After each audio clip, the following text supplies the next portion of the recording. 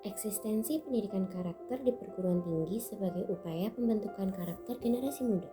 Video ini berisi yang pertama pendidikan karakter, yang kedua pendidikan karakter di kampus, yang ketiga alasan pentingnya pendidikan karakter di kampus, yang keempat karakter ideal mahasiswa, dan yang kelima faktor-faktor pembentukan karakter mahasiswa. Bagaimana pendidikan karakter menurut para ahli?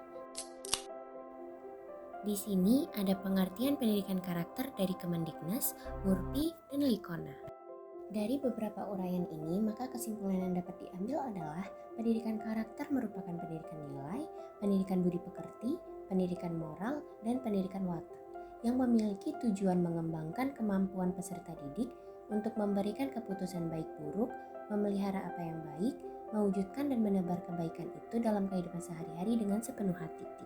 Fungsi pendidikan karakter adalah mengembangkan potensi dasar agar berhati baik, berpikiran baik, dan berperilaku baik. Kemudian, memperkuat dan membangun perilaku bangsa yang multikultur dan meningkatkan peradaban bangsa yang kompetitif dalam pergaulan dunia. Pusat Kurikulum Depdiknas menyatakan bahwa dalam rangka lebih memperkuat pelaksanaan pendidikan karakter pada satuan pendidikan, telah teridentifikasi 18 nilai yang bersumber dari agama, Pancasila, budaya, dan tujuan pendidikan nasional.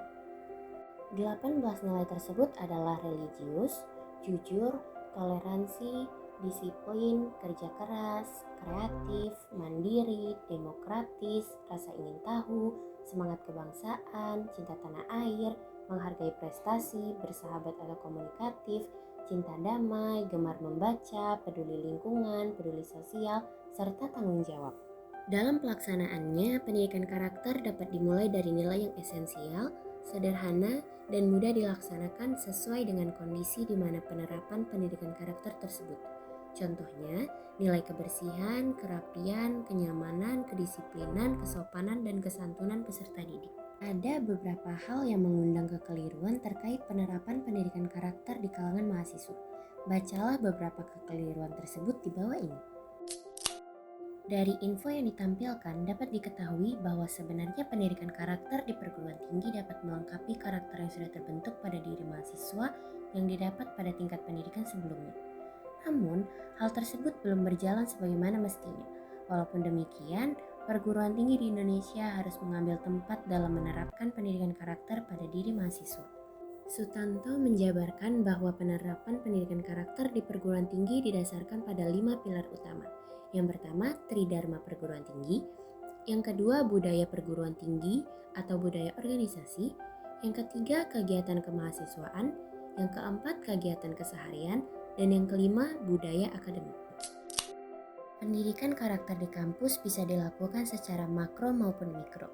Secara makro, pendidikan karakter bisa dilakukan dengan cara penanaman nilai karakter, pembentukan karakter, intervensi yang dilakukan oleh kampus, keluarga, dan masyarakat, dukungan perangkat kebijakan, dan pengembangan karakter. Sementara pendidikan karakter dalam konteks mikro adalah pendidikan karakter yang berpusat pada satuan pendidikan. Beberapa cara yang dapat dilakukan adalah pelaksanaan kegiatan belajar mengajar, pelaksanaan kegiatan pembiasaan keseharian yang berada di kampus, pelaksanaan ekstrakurikuler, dan kegiatan pembiasaan keseharian di kampus dan rumah. Di era global seperti saat ini, seseorang memerlukan pengendali yang kuat agar ia mampu memilih dan memilah nilai-nilai yang banyak sekali ditawarkan kepadanya. Mempersiapkan Indonesia Emas 2045, yaitu generasi milenial dengan sekelumit dampak negatif globalisasi dan perkembangan teknologi membuat para ahli dan negara sehingga menjadikan pendidikan karakter salah satu wacana utama dalam kebijakan nasional bidang karakter pendidikan. Dalam hal ini dapat disimpulkan bahwa peningkatan pendidikan karakter dapat dijadikan dasar dan perisai atau pengendali bagi generasi milenial dalam menghadapi perkembangan di era yang serba canggih atau era globalisasi. Sebagai generasi milenial perlu menyadari pula betapa pentingnya pendidikan karakter sebagai sarana pembentuk perilaku dan kepribadian dalam berperilaku di media internet dan di kehidupan sehari-hari.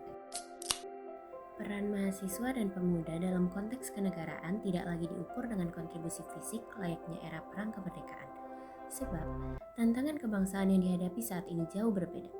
Karena, tantangan terbesar dari perjuangan para mahasiswa dan pemuda saat ini adalah menghapus penjajahan bangsa dan negara dari kolusi, korupsi, dan nepotisme atau disebut KKN. Mahasiswa dan pemuda ideal saat ini, mereka tidak akan mampu melaksanakan tugas berat memberantas KKN tanpa adanya komitmen yang tinggi. Peran mahasiswa dan pemuda saat ini berada pada ujian yang berat, fase kritis untuk tetap tampil menjadi tulang punggung bangsa dalam mengawal gerak reformasi. Maka, peran mahasiswa dan pemuda tersebut harus memiliki sifat-sifat ideal ditambah kendaraan strategis berupa hati nurani. Adapun nilai-nilai yang perlu dikembangkan melalui pendidikan karakter meliputi ketaatan beribadah, kejujuran, tanggung jawab, kedisiplinan, etos kerja, kemandirian, sinergi, kritis, kreatif dan inovatif, visioner, kasih sayang dan kepedulian, keikhlasan, keadilan, kesederhanaan, nasionalisme, dan internasionalisme. Faktor-faktor pembentukan karakter mahasiswa terbagi menjadi dua. Yang pertama di bidang karakter akademik dan yang kedua di non-akademik. Di karakter akademik, faktor pembentukan karakter mahasiswa antara lain adalah nuansa lingkungan yang berjiwa akademik, yaitu sikap ilmiah dan kreatif, situasi dan kondisi yang kondusif bagi tim-tim belajar, dosen harus menjadi pedoman yang baik dan memberikan energi positif dalam perkuliahan, serta strategi di dalam kelas, lingkungan belajar, dan bahan ajarnya. Sedangkan, untuk faktor pembentukan di bidang karakter non-akademik adalah pembiasaan kehidupan keseharian di kampus sehingga menjadi budaya kampus, peran pembimbing akademik, dosen memegang peran sentral dalam mengembangkan atmosfer akademik dalam kegiatan pembelajaran, dan pemahaman sejarah dan wawasan kebangsaan. Sekian penjelasan dari saya, terima kasih.